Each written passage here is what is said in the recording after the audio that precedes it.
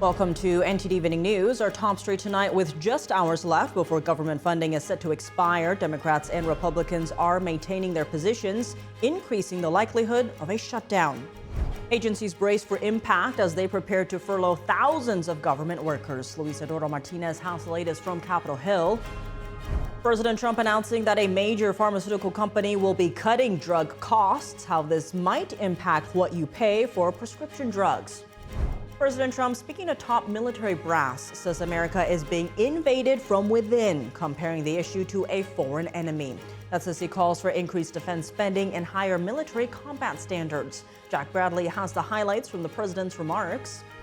And the president says he's giving Hamas 3 or 4 days to accept a new plan to end the war in the Gaza Strip. Meanwhile, Israel vows to finish the job if the terrorist group doesn't accept the plan. Jason Perry reports. Louisiana has requested 1,000 National Guard troops to be activated in New Orleans and other areas to address public safety. Jason Blair brings us the latest.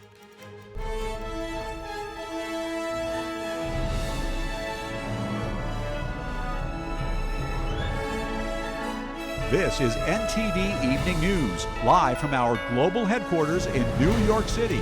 Here's Tiffany Meyer. Good evening, and thank you for joining us tonight. With less than 6 hours until government funding is set to expire, Democrats and Republicans are maintaining their positions, increasing the likelihood of a shutdown. Our Washington correspondent Luisa Martinez has the latest. The Farm Service agencies in my state, the Federal Highway Administration employees in my state or any of the other states and my colleagues who are represented here, the Park Service employees in our state, these are all people that are going to be affected by this. And not to mention our military men and women, our men and women in uniform. So this is a totally avoidable crisis. Republicans are bracing for an imminent government shutdown that will affect non-essential federal workers across the country. Democrats insist that the only way to avert a government shutdown is to repeal parts of the Republican-passed reconciliation bill, which has already been signed into law. Healthcare by more than $1 trillion. Hospitals are already laying off staff and closing down across the country. Millions are going to soon be kicked off of their health care. Democrats could vote for a continuing resolution that has already passed through the House to avert a government shutdown while healthcare provision negotiations continue. Republicans have already signaled that they're willing to negotiate with Democrats, but that the priority is to keep the government open. The question is what's changed. I think what's changed is President Trump is in the White House. That's what this is about. This is politics. And there isn't any substantive reason why there ought to be a government shutdown. This is something that has been done routinely, as I said, 13 different times when the Democrats had the majority. Well, the radical wing of the Democrat Party is demanding that Chuck Schumer shut down the government. If not, they'll be held to pay. We know that Chuck Schumer has had a war room going for the last couple of months to orchestrate the shutdown. That is their plan. So he comes up with this ransom note asking for $1 trillion to just keep the government open for 4 weeks. Democrats are also demanding the permanent extension of Affordable Care Act healthcare tax credits that are set to expire by the end of the year. The expiration date was set by Democrats back in 2021. And for those of you that ask, why are you doing this now? This isn't a December thing. This isn't a January thing. This is a now thing. This is happening right now. And the only way to fix this is to do something about it now. Government funding is set to expire at 12:01 at midnight tonight. Reporting from Washington, D.C., Luis Eduardo Martinez, NTD News. Tonight on Capitol Report, hear from former Representative Bob Good for more on the looming government shutdown. And I think they'll eventually cave and say, hey, we fought for a few days. Why he says lawmakers from both parties are setting themselves up for failure. Tune into Capitol Report with Steve Lance at 7 p.m. Eastern Time. President Trump announcing today that Pfizer will heavily discount their medications for Americans. We now go live to NTD's Washington correspondent, Mari Otsu, who's at the White House. Good evening, Mari. What is the latest on the president's Oval Office announcement today? Tiff, good evening. Yes, President Trump today is announcing that Pfizer will significantly lower its drug costs for Americans and also invest $70 billion in U.S. pharma manufacturing and research. The president also says that these drugs will be directly available on a federal government website called TrumpRx.gov, which the White House says they hope will be up and running by early 2026. Here's the president today in the Oval Office alongside other administration officials and the CEO of Pfizer, Albert Bourla. Take a look. Pfizer has agreed to provide some of their most popular current medications to all consumers at heavily discounted prices of anywhere between 50 and even 100%, and that's off the price. Also in the deal, all new medications introduced by Pfizer to the American market will be sold at reduced most favored nation, also known as MFN costs. But it's called most favored nation. We are going to pay the lowest price there is in the world. We will get whoever is paying the lowest price, that's the price that we're going to get. So remember that. The deal also includes Pfizer offering all their prescription medications to Medicaid at MFN prices. It's going to have a huge impact on bringing Medicaid costs down like nothing else. They couldn't God bless you, Bobby. I hope I didn't catch COVID just there. According to an HHS department report released last year, drug prices are nearly 3 times as high in the U.S. as they are in other developed countries. We refuse to make the most vulnerable citizens continue to pay an unthinkable price for the world's pharmaceutical breakthroughs, which we pay for. In May, the president signed an executive order directing drug makers to offer U.S. patients this lower matched price for their medicines. But unhappy with the progress by July, the president then wrote letters to the CEOs of 17 pharmaceutical companies demanding lower prices by September 29. And I would like to read you one of these letters to the CEO of Eli Lilly. Moving forward, the only thing I will accept from drug manufacturers is a commitment that provides American families immediate relief from the vastly inflated drug prices. Pfizer is the first to respond to the president's letter. Pfizer will be given a 3-year grace period from President Trump's pharmaceutical tariffs as long as they move production to the U.S. The big winner of this deal clearly will be the American patient. There is no doubt about it. We are ready to unleash our investment portfolio in this country. President Trump says that he's making deals with other drug makers and teases that they will all be coming in over the next week. Meanwhile, President Trump in the Oval Office also recently signed an executive order investing an additional $50 million in AI research for the cure for pediatric cancer. Tiff, back to you. Mari, thanks for that update. President Trump and Secretary of War Pete Hegseth speak to hundreds of top U.S. military leaders. President Trump says the U.S. has focused too long on external wars while it's being invaded from within. NTD's Washington correspondent Jack Bradley has the details. Defending the homeland is the military's first and most important priority. That's what it is. Only in recent decades did politicians somehow come to believe that our job is to police the far reaches of Kenya and Somalia, while America is under invasion from within. We're under invasion from within. President Trump says America is being invaded from within, no different from a foreign enemy, but without uniforms. Trump made those comments on Tuesday, speaking to hundreds of generals, admirals, and senior enlisted troops at Marine Corps Base Quantico in Virginia. He touted the use of deploying troops to Los Angeles and then to D.C., which led to a major drop in crime there. He also discussed plans for deployments in Chicago and Portland, Oregon. We should use some of these dangerous cities as training grounds for our military, National Guard, but military, because we're going into Chicago very soon. That's a big city. Portland, Oregon, where it looks like a war zone. Trump also highlighted improved military recruiting and retention, as well as an increase in defense spending. We're investing tens of billions of dollars in modernizing our nuclear deterrence capabilities like never before. And we've begun construction on what we call the Golden Dome missile defense shield. It'll be the most sophisticated in the world. Secretary of War Pete Hegseth also spoke to the military brass, emphasizing the shift in military culture with stricter standards. For too long, we've promoted too many uniformed leaders for the wrong reasons, based on their race, based on gender quotas. It's tiring to look out at combat formations, or really any formation, and see fat troops. Likewise, it's completely unacceptable to see fat generals and admirals in the halls of the Pentagon. He also directed that all troops in combat roles will have to meet the highest male standards. But when it comes to any job that requires physical power to perform in combat, those physical standards must be high and gender neutral. If women can make it, excellent. If not, it is what it is.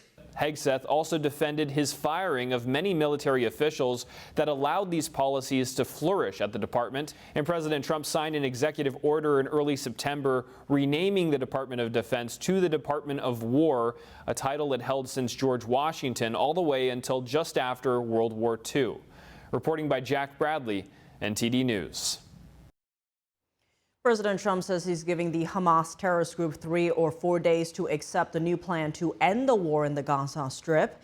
And Israel says if Hamas doesn't accept the plan, then Israel will, quote, finish the job. NTD's Jason Perry has the update.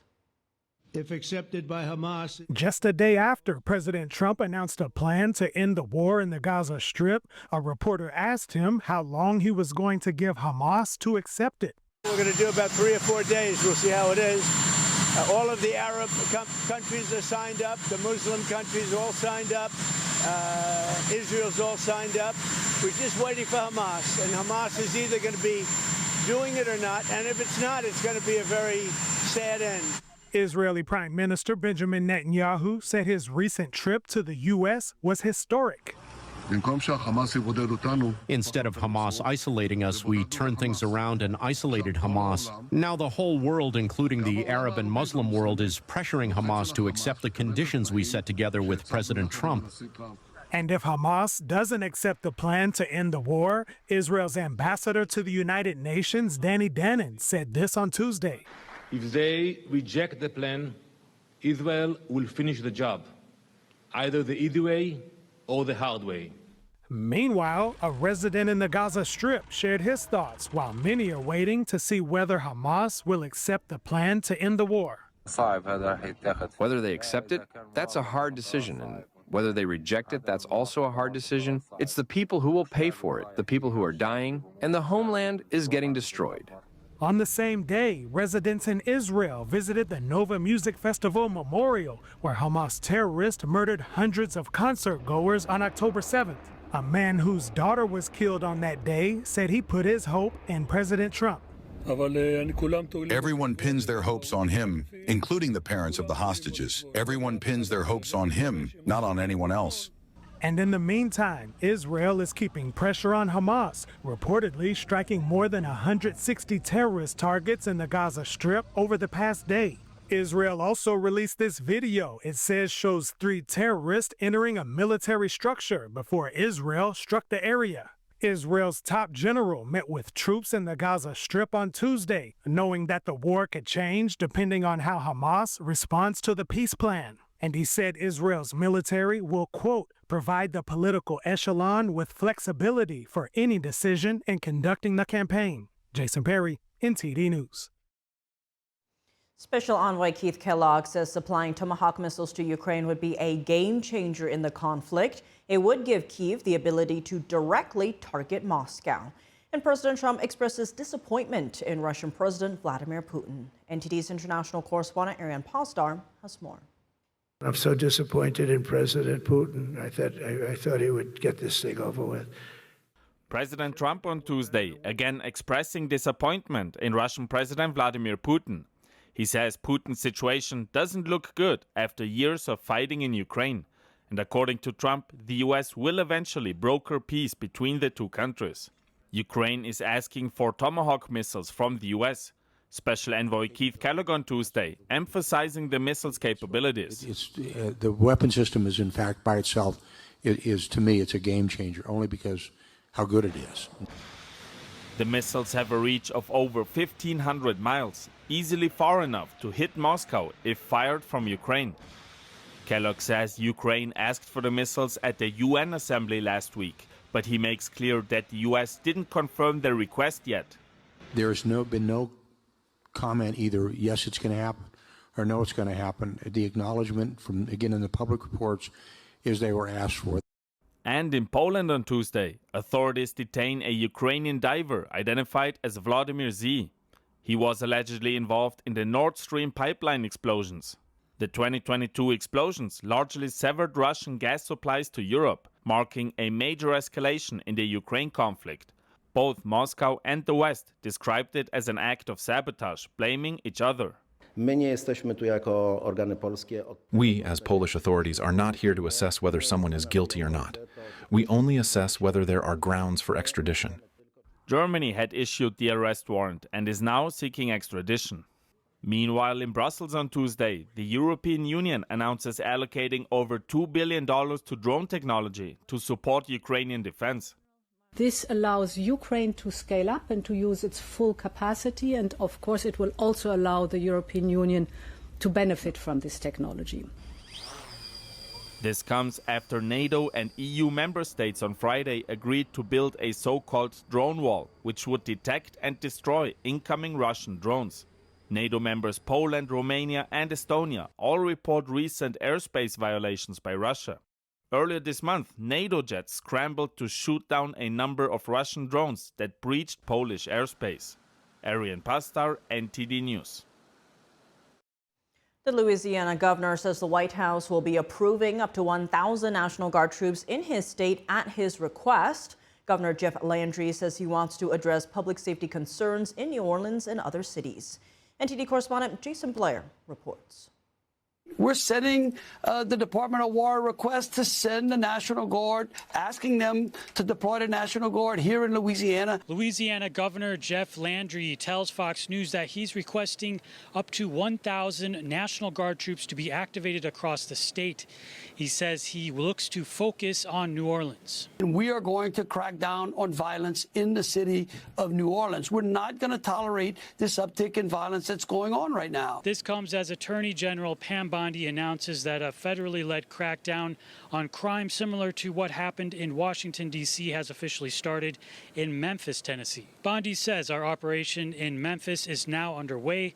Yesterday, 9 arrests were made and 2 illegal firearms were taken off the streets. And an update on the victims in the Dallas ICE facility sniper attack. A second shooting victim has died from his injuries after being left in critical condition, according to the victim's family. The victim, Miguel Garcia Hernandez, was one of the 3 detainees shot during the attack, along with Norlin Guzman Fuentes, and another unnamed victim who is critically injured but is still alive. Authorities say that the shooter was indiscriminately aiming for ICE personnel and property from a nearby rooftop and hit the detainees unintentionally. The detainees were inside a transport van parked in the facility's sallyport. In Illinois, the Department of Homeland Security has requested for 100 more troops to be sent to the state. Tensions have been rising between Illinois Governor J.B. Pritzker and the Trump administration, as well as heated protests outside of an ICE facility in a Chicago suburb. On Sunday, federal agents were seen patrolling downtown Chicago. Governor Pritzker has said that the move, quote, is not making anybody safer and is, quote, a show of intimidation. And President Trump is not showing any signs of slowing down soon. It seems that the ones that are run by the radical left Democrats, what they've done to San Francisco, Chicago, New York, Los Angeles, they're very unsafe places, and we're going to straighten them out one by one. Jason Blair, NTD News. Coming up, a Senate committee today heard witness testimony about a screening program designed to mitigate terrorism that's allegedly being used to surveil ordinary Americans. Arlene Richards has the key takeaways from that hearing. A Listeria outbreak linked to frozen pasta meals has sickened people nationwide. Health officials are warning consumers to avoid the recalled ready-to-eat products from Walmart and Trader Joe's. Christina Kuroda reports. And a major Chinese espionage case wraps up in Germany. The suspect, a former aide to a German politician, was found guilty of leaking data to the Chinese Communist Party for nearly 20 years. David Vives has more on the case after the break.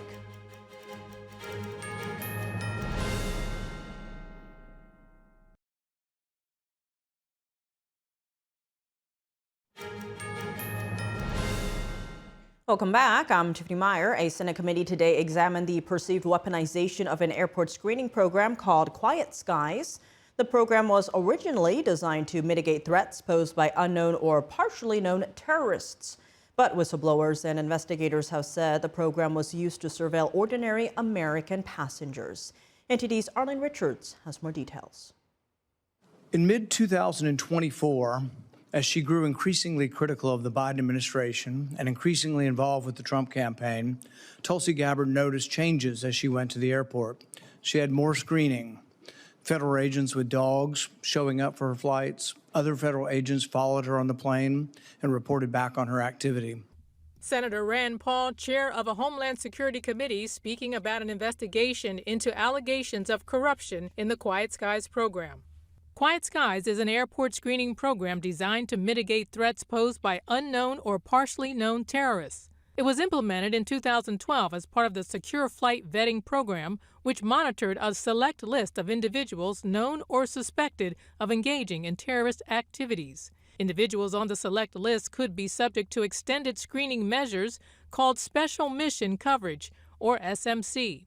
It includes screenings involving K-9 teams, pat-downs, luggage search, and air marshal surveillance. But witnesses testified on Tuesday that the Quiet Skies program assigns SMC to passengers who are not on the selected list or even on the terrorist watch list at all. Federal Air Marshal Mark Crowder, a whistleblower, said the system has eroded. On July 15, 2021, while serving in the Houston Field Office Operations Unit, I was monitoring special mission coverage flights in our area of responsibility. To my shock, I discovered that my wife, Christine, seated behind me, had been flagged in the FAMS system as a domestic terrorist, falsely accused of entering the U.S. Capitol on January 6, 2021. Crowder said his wife was nowhere near the Capitol that day, having only attended President Trump's rally. Homeland Security Secretary Kristi Noem ended the Quiet Skies program in June. At that time, she said the program has, quote, failed to stop a single terrorist attack while costing U.S. taxpayers $200 million a year. Another witness on the panel testified that current intelligence director and former Senator Tulsi Gabbard was subjected to intrusive searches across 8 flights, which included surveillance by 3 federal air marshals per flight. At the end of the hearing, the chairman said the investigation is not over and that they are now looking into a project on extremism at George Washington University. They'll be looking into reports of research being conducted on people who refused to wear masks and people who attended the January 6 Trump rally. Arlene Richards, NTD News. The CDC reports that a nationwide Listeria outbreak linked to recalled frozen meals has left 4 people dead and several others hospitalized. Officials say the contamination is tied to ready-to-eat pasta dishes. NTD's Christina Corona has the details. According to the CDC, a Listeria outbreak linked to recalled frozen meals has killed 4 people and hospitalized 19 others nationwide. Health officials say the contamination is tied to ready-to-eat pasta dishes sold at Walmart and Trader Joe's. At Walmart, the recall includes their market-side linguine with beef meatballs and marinara sauce sold in 12-ounce trays. The use-by dates are from September 22nd through October 1st. At Trader Joe's, the recall is for the Cajun-style blackened chicken breast fettuccine alfredo with use-by dates of September 20th, 24th, and 27th. The recall was first issued in June and expanded in late September. So far, the outbreak has spread to 15 states with 20 cases confirmed. The product should not be on store shelves. However, the CDC warns they still may be in people's refrigerators or freezers. Officials urge people to not eat them and to either discard or return them. The CDC also advises cleaning refrigerators, containers, and surfaces that may have come into contact with the meals, since Listeria can survive cold temperatures and spread to other foods. The bacteria poses the greatest risk to pregnant women, older adults, and people with weakened immune systems. Christina Corona, NTD News. A German court has issued its verdict in a major Chinese espionage case. The suspect, a former aide to a German politician, was found guilty of leaking data to the Chinese Communist Party for nearly 20 years. NTD international correspondent David Yves has the details. The verdict has been handed down, nearly 5 years in prison in the largest case of Chinese espionage in Germany to date. After a 13-day trial, it has been proven that a German national born Chinese known as Jiang Jie was an employee of the Chinese intelligence service. Jean-Jay worked as an aide for German politician Maximilian Krah from the AfD, or Alternative to Germany Party, and has been convicted of leaking more than 500 sensitive EU and party documents to China, as well as compiling the personal data of more than 25,000 Chinese dissidents in Europe. Due to at least 20 years of activity as an agent, as well as systematic spying on the EU, Germany, the AfD, and politically persecuted opposition figures, the Federal Prosecutor's Office considers Jay's case to be particularly serious. This has been the most serious case of Chinese espionage in Germany to date. The court found that the defendant had been working for the Chinese Secret Service in the Federal Republic of Germany for almost 20 years and had become extensively involved in Chinese intelligence efforts here in Germany. In this role, Jay focused primarily on spying on and blackmailing prominent Chinese opposition figures, with severe consequences for those affected, their families, and the Chinese opposition. The Epoch Times reports that in an intercepted conversation with a Chinese intelligence officer, the discussion is said to have included a January 2024 EU Parliament resolution against spiritual practice Falun Gong, which is persecuted in China. The co-defendant, known as X, has been sentenced to 1 year and 9 months. Finally, together with his co-defendant, Ms. X, he collected information about transports and flights departing from Halle Leipzig Airport, in particular those involving military transport, and he also collected and passed on information about individuals working in the arms industry. The Dresden Public Prosecutor's Office is also investigating Jay's employer, Maximilian Krah, in separate proceedings. Allegations of money laundering and bribery as an elected EU Parliament representative remain pending. David Vives, NTD News, Paris. Coming up, government funding is poised to run out at midnight if a stopgap bill isn't passed, but lawmakers remain deadlocked. A panel of guests joins us to discuss what to expect next and why it's been so difficult to pass spending bills before the deadline in recent decades when we come back.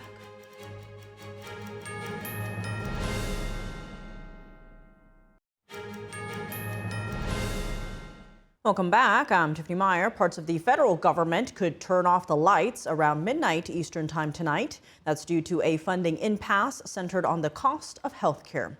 Here's a look at how a shutdown might affect you. Federal government could shut down tonight and Americans could feel the impact. That's unless Congress reaches an agreement by midnight. I think we're headed to a shutdown because the Democrats won't do the right thing. We have very large differences on health care and on their ability to undo whatever budget we agree to through rescissions and through impoundment, as well as pocket rescissions. Sticking points remain. Democrats want to undo recent Medicaid cuts and preserve certain Obamacare subsidies. They also want to make it harder for the president to cut funds Congress has approved. Democrats are fighting to protect the health care of the American people. And we are not going to support a partisan Republican spending bill that continues to gut the health care of everyday Americans. Period. Full stop.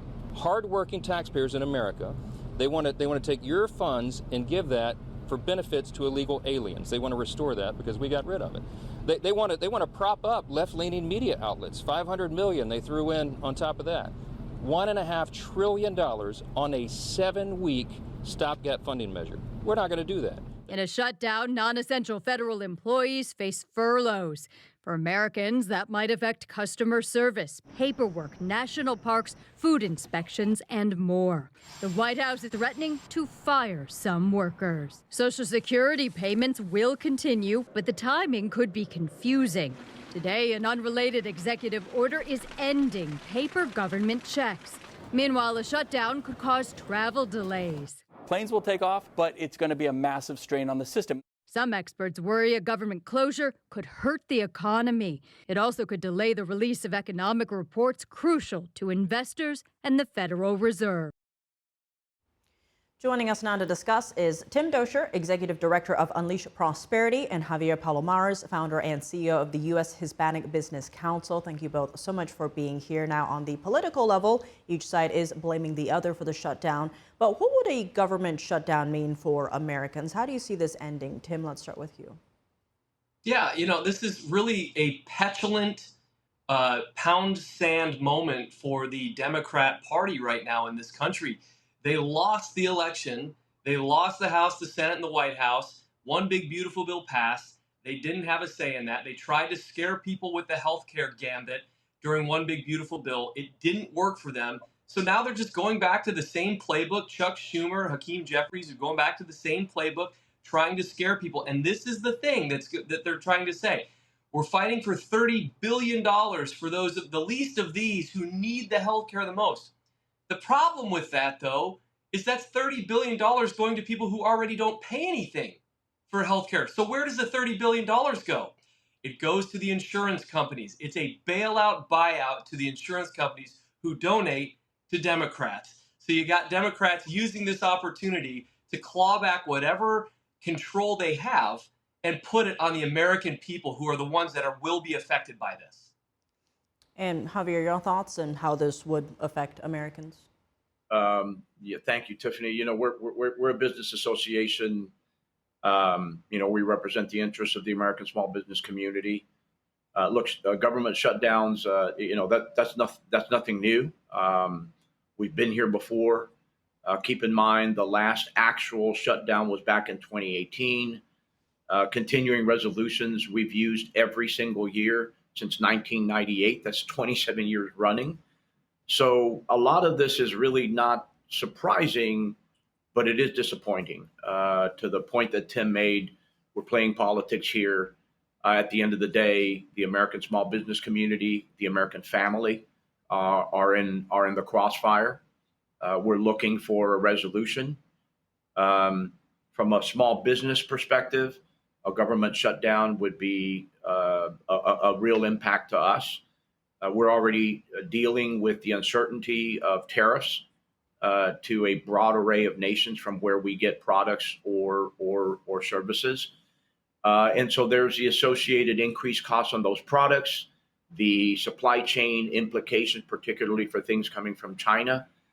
So there's a lot of economic inputs and impacts that the American small business community is dealing with, coupled with a shrinking workforce and, you know, rising prices for everything from food to utilities to insurance, and the list goes on. So our hope is that we can get past the politics, do the right thing by the American small business community, the American family, and the American economy. And speaking of a shrinking workforce, Tim, the Trump administration could lay off workers during a potential shutdown. Would continuing the president's push to downsize the federal government benefit Americans long term? Well, look, I don't think that the American people are really happy with the size and scope, depth and breadth of Washington, D.C. So I think you're going to have a pretty easy argument saying that if there has to be some layoffs here because of the Democrat Party forcing the hand, then that's a consequence I think that most of the American people are willing to accept. Now, of course, no, it's never a good thing to lose a job or to be fired, but if you're playing politics with somebody's job, then there is going to be a consequence to that, and that's going to land squarely in the Democrats' lap. It's not like that they won the election and they have a mandate. No, we have the mandate. We are the ones. Our policies are the ones that won the election. DOGE is the thing that's sweeping Washington, D.C. right now. And when you find something that doesn't make sense in the federal government and you're able to eliminate that and send those people into the private sector where there are now 7.1 million open jobs. These are the small businesses that we're talking about here who need new employees, qualified employees to do these jobs. That's what we're talking about here. So go ahead, play politics all you want. But I think the American people are smart enough to understand that that's what this is.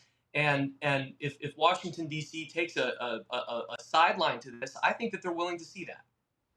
And Javier, do you think Americans will benefit long term if the federal government is downsized?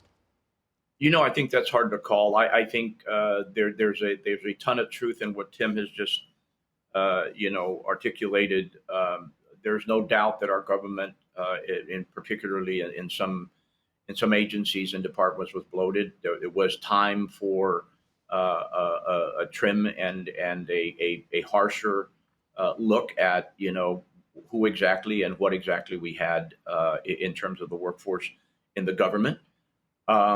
But at the end of the day, with what we've got to deal with literally tonight, you know, you're looking at an environment where political division is at an all-time high. Republicans are calling Democrats deranged. Democrats are claiming that Republicans are unwilling to engage. Again, in the middle is the American family, is the American small business community. You know, there's a dwindling chance for a simple and clean continuing resolution. A key point that Tim made is that Democrats want healthcare tax credits that will lower costs for some American families. In question is who exactly will benefit from those tax cuts. Republicans, on the other hand, are pushing for a very clean, continuing resolution to allow us to continue to move forward. Both sides have a good point. Our hope as the small business community that creates the majority of jobs in this nation, employs the majority of Americans, is that both sides will come together. You keep in mind that even if every Republican is aligned with where the party wants to go, they would still need, I believe, 7 or 8 Democrats to come across the aisle and vote with them to get what they want. So either way, there's going to have to be a meeting of the minds. Both parties are going to have to get courageous, reach across the aisle, and get past the politics and focus on the policy and the people.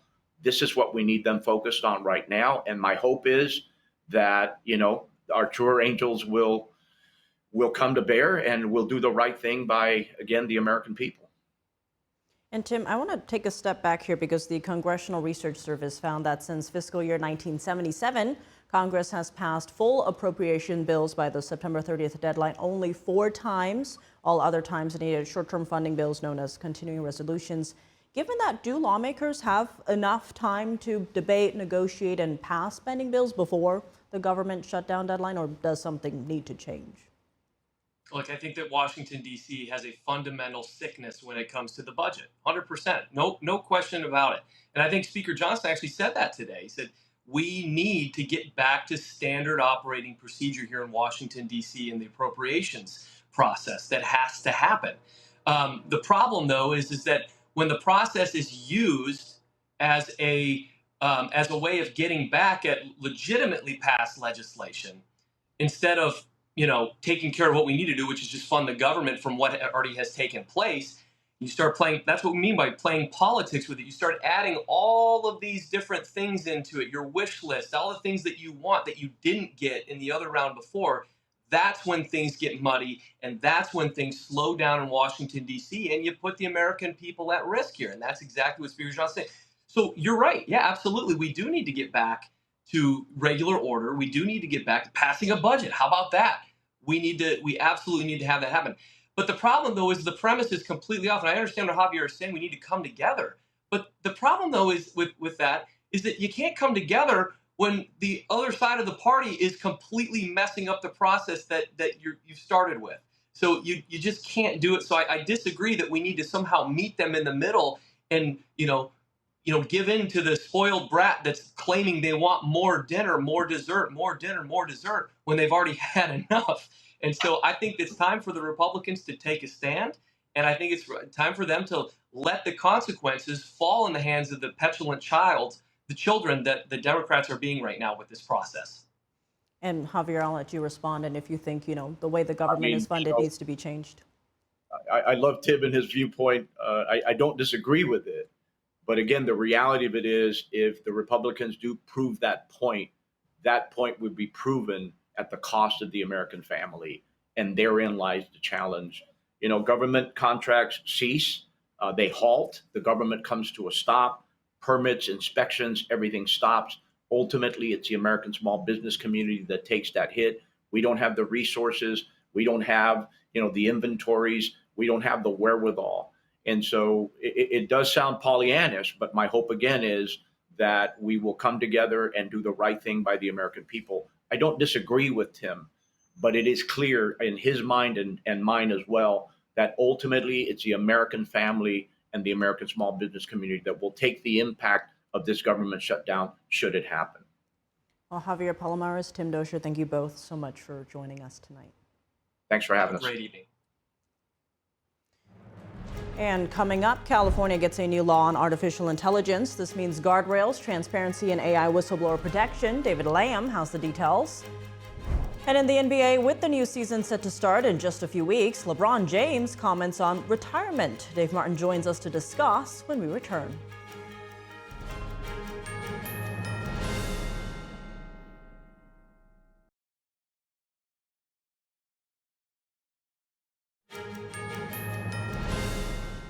Welcome back. I'm Tiffany Meyer. California is on the path to regulate artificial intelligence. A newly signed law will require AI companies to add guardrails and provide transparent reporting to the public.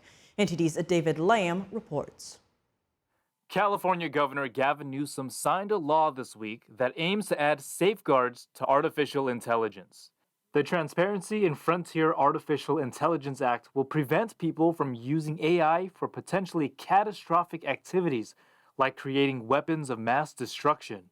Newsom said California has proven that we can establish regulations to protect our communities while also ensuring that the growing AI industry continues to thrive. This legislation strikes that balance. This will establish some of the first in the nation regulations on large-scale AI models. It's the center of the universe when it comes to artificial intelligence. There's simply no other jurisdiction, no other region, no other state in the world that can lay claim to the kind of entrepreneurial and innovative spirit, the kind of investments that are being made here. AI companies will need to be transparent and publicly disclose safety protocols and any critical safety incidents within 15 days. The law also considers catastrophic risk as something that would cause at least $1 billion in damages or more than 50 injuries or death. AI whistleblowers will have legal protection. There's also a fine of $1 million per violation. Some tech companies argued that AI regulations should be set by the federal government instead of at the state level. But Anthropic, a San Francisco-based AI company, said the regulations are practical safeguards. More than 30 of the top 50 AI companies are located in California. David Lamb, NTD News.